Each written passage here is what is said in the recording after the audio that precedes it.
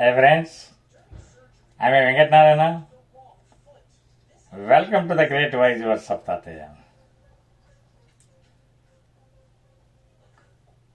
అందరూ కూడా వారి నమ్మకాన్ని వారు ఎలాగ ఎక్స్ప్రెస్ చేసుకోవాలి అని చూస్తుంటారు.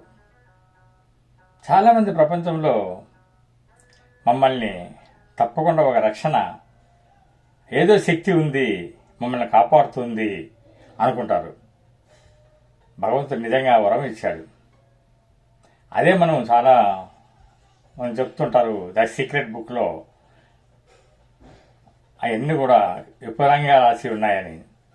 That is law of attraction, ఆకర్షణ శక్తి. అంతేకాదు భగవద్గీతలో కూడా తద్భావం యద్భావతి, అంటే మనమేమనుకుంటే అది జరుగుతుంది అని. అంతెందుకు, ఒక ప్రాంతంలో చాలా గ్రామాలు వర్షానికి ఇబ్బంది పడుతున్నాయి. కరువు వచ్చింది. అందరూ కూడా చాలా చాలా క్లిష్టమైన పరిస్థితుల్లో ఎదుర్కొంటున్నారు. ఆ కరువులో ఎవరికి కూడా ఆహారం కూడా దొరకడం లేదు. అలాంటి పరిస్థితుల్లో అందరూ కూడా కలిసి ఒక మీటింగ్ లాగా పెట్టుకున్నారు. సమావేశమయ్యారు. పెద్దలందరినీ పిలిచారు. చాలా ఎక్స్పీరియన్స్డ్ పర్సనాలిటీ ఉండే పెద్దలంతా వచ్చారు. మేధావులు వచ్చారు. అందులో ఎప్పటి నుంచో ఆ యొక్క వాతావరణాన్ని గురించి తెలిసిన వాళ్ళు వచ్చారు. అందరూ కూడా ఫైనల్గా పెద్దల సంవత్సరంలో తెలుసుకునింది, నిరూపించుకునింది, ఒక నిర్ణయించుకునింది ఏంటి అంటే, మన యొక్క నమ్మకం ఏమైనా వాళ్ళని రక్షిస్తుంది అనుకున్నారు. మరి ఆ నమ్మకం అనేది ఎలాగా ఉండాలి? వర్షం రావాలంటే వర్షయాగం చేద్దామని కొంత అన్నారు.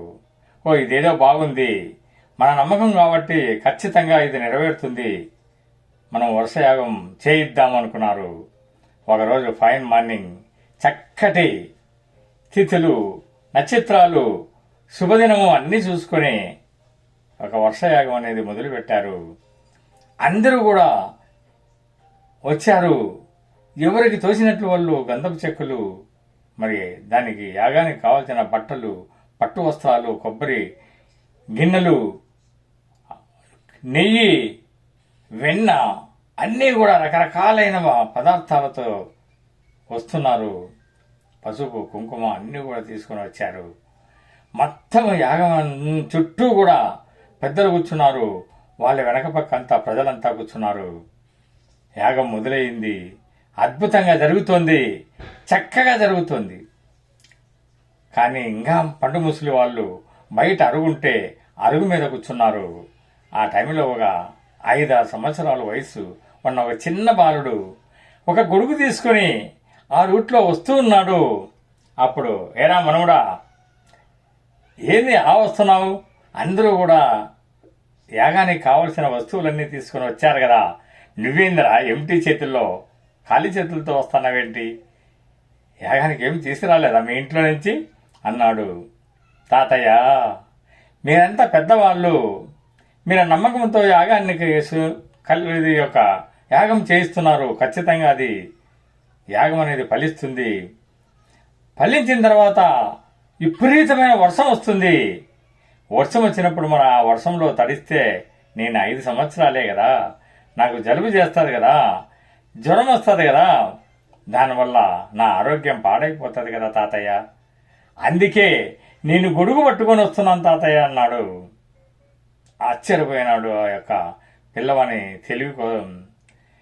సరే పదరా లోపల పద అని పోయి వాని పక్క అతని పక్కనే కూర్చోబెట్టుకున్నాడు. యాగం అంతా పూర్తి అయ్యింది. అందరూ కూడా దండాలు పెట్టుకున్నారు, ప్రసాదాలు తీసుకున్నారు. ఇంకా యాగం అయిపోయింది. వర్షం ఎప్పుడైనా రావచ్చు, ఏ క్షణంలోనైనా రావచ్చని అందరూ కూడా బయటికి కదులుతున్నారు. ఒకరు ఉరుములతో కూడిన, మెరుపులతో కూడిన నిజంగా వర్షం రానే వచ్చింది. పల్లెమని చినుకులు వచ్చాయి. చూసావా తాతయ్య, మీ నమ్మకాన్ని భగవంతుడు కరుణించాడు. వర్షం అద్భుతంగా వస్తుంది, మన కరువు తీరిపోతుంది అన్నాడు ఆ పిల్లవాడు, 5 సంవత్సరాల పిల్లవాడు. ఆ పిల్లవాడు గొడుగు పట్టుకొని ఆనందంగా ఒక చిన్న పాటలు పాడుకుంటూ వెళ్ళిపోతుంటే అందరూ కూడా ఆశ్చర్యంగా చూశారు. మన నమ్మకం కన్నా ఆ పిల్లవాని నమ్మకము నిజంగా యాదృచ్ఛికము. ఆ పిల్లవాడు అనుకుని ముందే సంకల్ప బలంతో వచ్చాడు. ఖచ్చితంగా మన పెద్దవాళ్ళంతా కూడా యాగం చేయిస్తున్నారు. వాళ్ళ నమ్మకము ఊరికే పోదు, వర్షం ఖచ్చితంగా వస్తుందని వచ్చాడు కాబట్టి వర్షం వచ్చింది. అందరూ కూడా మరి చాలా ఆనందంగా వెళ్తున్నారు. ఆ అబ్బాయి కూడా చాలా ఆనందంగా వెళ్ళారు. చూసారా, ఎప్పుడు కూడా మన నమ్మకం అనేది మనకు రక్షణగా ఉంటుంది. ఎవ్వరు కూడా దిగులు చెందాల్సిన అవసరం లేదండి. ఏది కూడా భయపడాల్సిన అవసరం లేదు. భయం అనేది ఒక ఊహ మాత్రమే. ఖచ్చితంగా మనం సంకల్పాలు పెట్టుకొని మనము దానికి కష్టపడి కృషి చేస్తే ఆ యొక్క ఫలితం అనేది ఖచ్చితంగా మనకు ఉంటుంది. తటాస్తు దేవతలు ఉన్నారు, ఖచ్చితంగా అన్నీ కూడా జరుగుతాయి. కాబట్టి మనం అంతా కూడా కష్టం మీద ఆధారపడాలి, సంకల్పం బలాన్ని మీద ఆధారపడాలి. మన యొక్క డిజైర్స్ ఖచ్చితంగా ఒక కళల్ని మనం డిజైర్స్ని అబ్దుల్ కలాం గారు చెప్పినట్లు కళలు సాకారం చేసుకోవాలంటే ఖచ్చితంగా మనం కష్టపడాలి. కష్టపడే తత్వం ఉండాలి, ఒక డెస్టినేషన్ పెట్టుకోవాలి, డివోషన్ ఉండాలి, ఒక అంకిత భావంతో పనిచేయాలి, ఎప్పుడు కూడా ఇన్వాల్వ్మెంట్ అనేది ఉండాలి. ఎప్పుడైతే మనం ఉండి ఒక డెడ్ లైన్ పెట్టుకుంటామో ఖచ్చితంగా మన సక్సెస్ అనేది మన చేతుల్లో ఉంటుంది. ఆ సక్సెస్ మీదుగా మనం వెళ్ళాలని, ఆ విధంగా మనం కృషి చేయాలని, ఆ కష్టాన్ని ఎప్పుడూ కూడా మనము మరవకూడదని, మనం 10 మందికి ఆదర్శంగా బ్రతకాలని చెబుతూ మీ అందరికీ మరొక్కసారి కృతజ్ఞత తెలుపుకుంటూ ఇంతతో ముగిస్తాను.